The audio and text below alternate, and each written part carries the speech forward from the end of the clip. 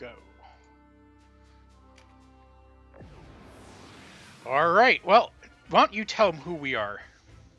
We are from a website called mygamer.com, and that website has been producing game-related content for tons of years. I mean, it's 20 years or whatever at this point. I think I've almost been there for almost 20 years. Maybe it's been 20 years. I don't even remember. It's been that long. So yeah, check out mygamer.com. You can follow me on Twitter at ZachGaz, ZACKGAZ. And every week we stream, or at least we try to every week.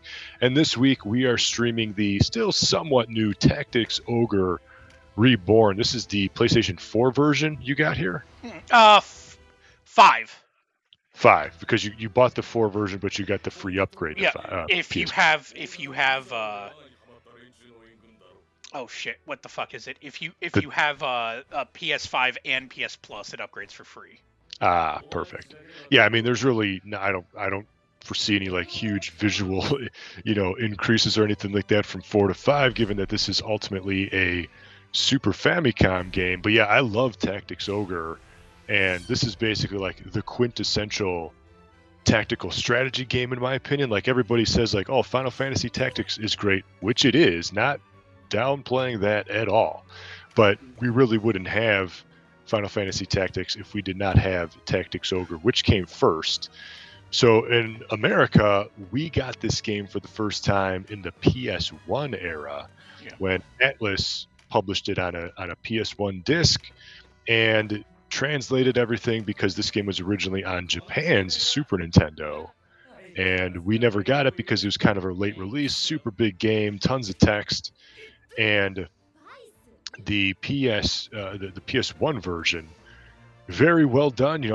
When that game came out that summer, that was like all I did is I just played Tactics Ogre. I bought it like I think right after like school came out, because I want to say it was like a June release or something like that, and just playing that game for just hours and hours.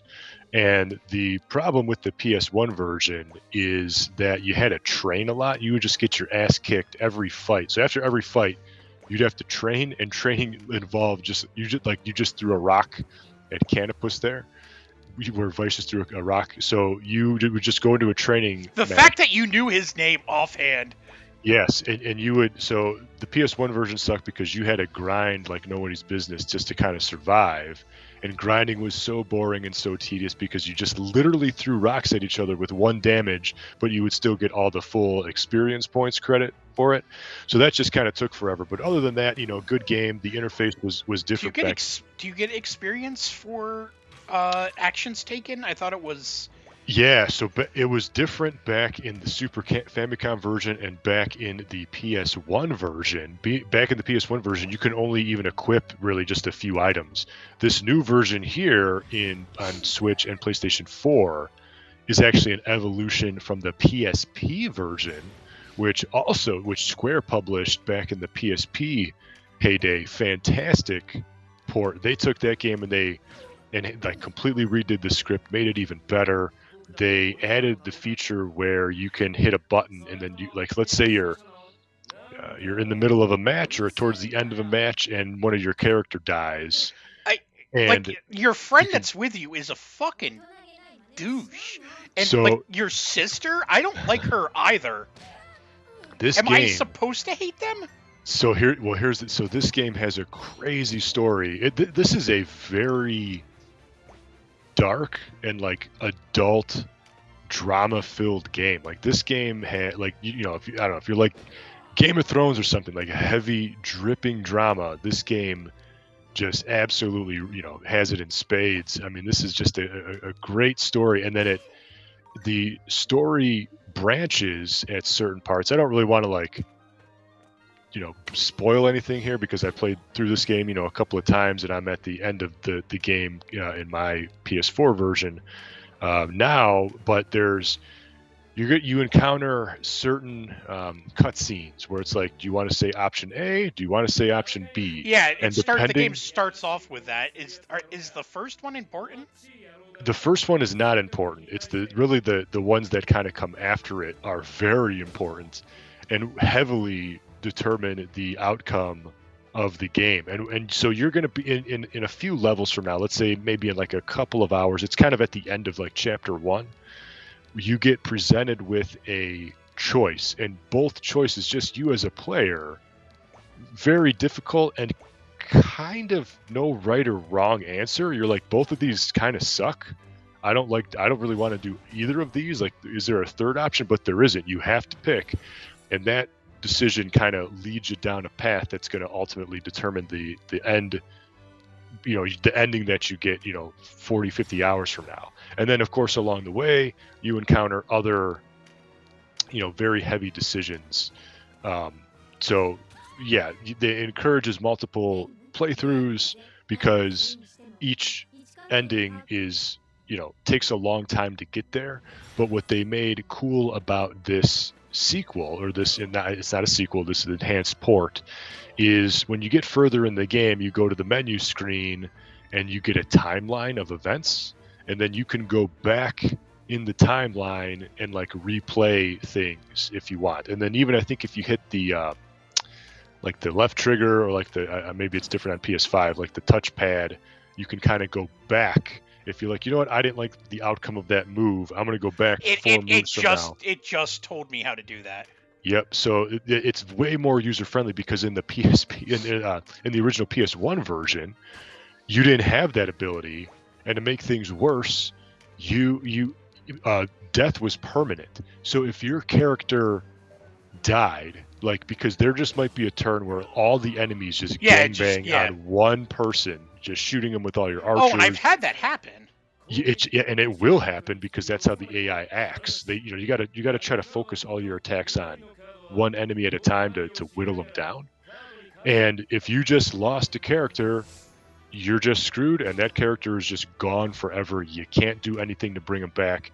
You're screwed. So when I played my PS1 version many, many years ago, I think it might be in the next battle from this, is you run into an exorcist who helps you kill the undead. So like if you're fighting a skeleton, you take away the skeleton's energy, they like collapse in a pile of bones, but they will revive themselves after 3 turns unless you exorcise them. And his name is Presence, and he died.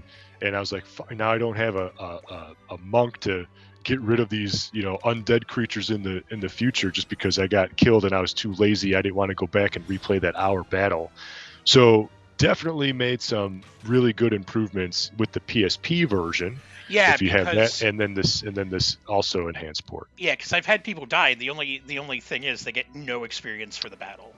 They get knocked out, so they like collapse on the floor, and then you have 3 turns to revive them, or 3 turns to win the battle, and then it's as if they didn't die at all.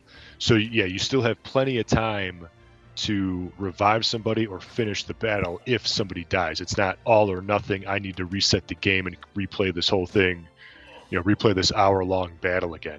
So there's a bunch of features in this enhanced port here that are great. Like a few turns ago, you accidentally hit a magic spell on your own team. You get a little indicator now of where your arrow is going to go and where your spell is going to go. You get that line, like, will it connect? Because sometimes it's going to hit the person in front of them. Sometimes the terrain will get in the way. So you get that little indicator, which is really handy. You know that you can hit the button and you can go back and rewind turns, which is great, super user friendly. So the one thing that I don't like about this, and I'll show you right now, those are your camera options. Yeah, you can actually zoom in and zoom out. But yeah, there you go. And I agree. Like, it's not it's a little thing where when it's the enemy's turn, and when the enemy is moving, making their turn, you cannot adjust the camera during a turn. You have to wait. The other thing is like, let's say it was my character, I accidentally clicked a button and didn't want to do that. I want to go back in time and redo it. But it was the enemy's turn, and the enemy now has 6 units that it's going to go in a row. You have to wait for all 6 turns, 6 units, to then hit the button to rewind to go back. So it's like, no, I wanted to just let me do it now. Like, why do I got to wait for it? So there's like some just a few things that's like you start to notice when you put in 20, 30, 40 hours in the game. You're like, I wish this was a little bit better. There's a couple things like I don't really understand why you can change jobs, but like it doesn't seem to affect your stats, like how you level. Like, so if I'm a knight now and I want to switch over to a magician, and I'm like level 5 and I switch to a level 5 magician, it would have been like if I had leveled up the magician from the start. The only thing that's different is like the skill level that you have then. Yeah, it's different with the remake before. So with the original version, every character carried their own level, and like you would just, so like if your main character was level 6, if all your other guys were level 3, you know, they would be level 3. It's different here where it's kind of gets upgraded by class. So if you have another character that's a higher rank and you level that rank up, that's kind of where your level goes. But at the same time, levels get capped now. So it kind of prevents things from getting too unbalanced and always difficult. Like the game is difficult throughout, you know, I'm I don't know, probably 50 hours in, 50 hours in, and it is still a really hard game, you know, and I think they've actually adjusted, and like when you fight dragons, and for example, like dragons have so much health and they take so many hits to kill, you know, so it's like, I think they had to do some rebalancing with that. So it gets to a point where you can't get any level higher. Let's see if it does it right here. No. Yeah, like level 5 is the max. Level 5, right? So you can't get higher than level 5 until you beat that story sequence to unlock the next like 3 levels or whatever it might be. So that's and what's also skill finishing moves. So skill finishing moves are when you go, if you go to the screen here. Okay, here. Oh, yeah. Canopus is a beast. You want him in every fight. He is because he can fly. He's basically one of your best troops you get throughout the whole game. So what finishing moves are is hit, you want, not options, but go hit, just hit X on it. Don't just, there you go to party. Now click on denim there, for example, X on denim.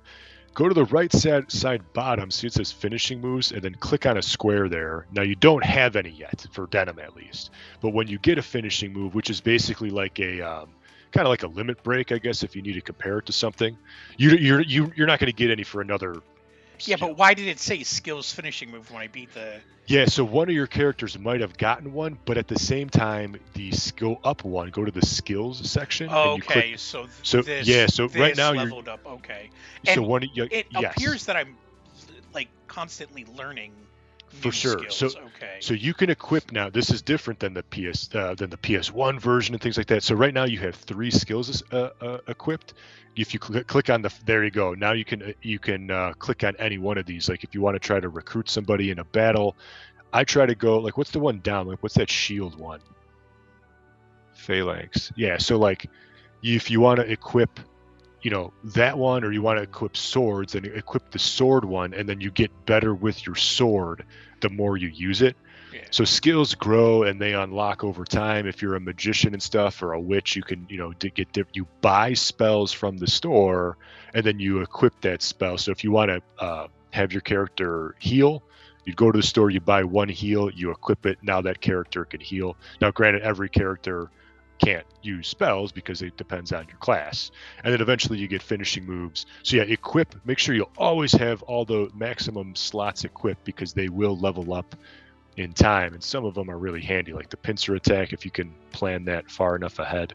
So this is also new. You had some of these abilities in the PS1 version and things like that, but it's just been they give you way more options and way more freedom here with this Reborn remake.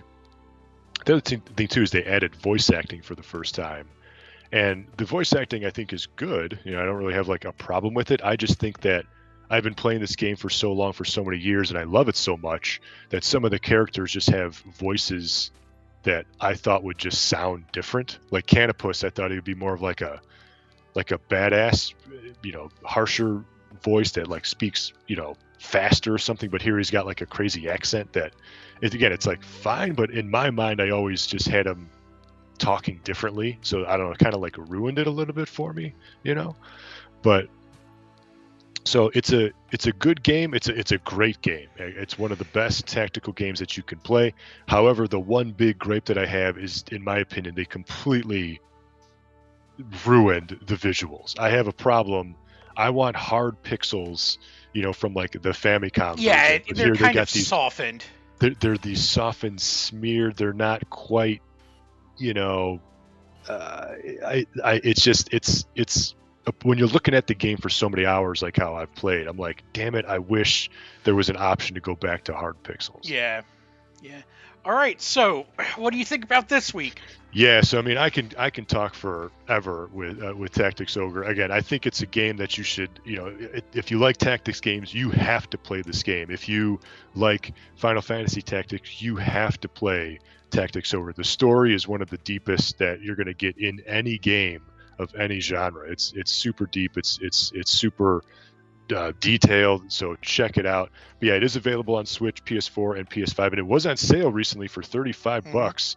So I think $35 is an absolute steal for this game, especially if you never played it before. The PSP version is still out there, and it's also a fantastic version too if you did want to play it on the other old handheld. So check that out. And then we are from mygamer.com. Check us out, put us in your favorites, put us in your bookmarks, and you can follow me on Twitter at Zach Gaz. We can talk Tactics Ogre all day if you want to message me there. CACK. He will talk to you all day about it too. So I've been talking to other people about tactics on Twitter randomly, and I've made a couple of Twitter friends because of it, which is pretty cool. So anyway, Twitter ZACKGAZ, and until next time, thank you for watching and game on.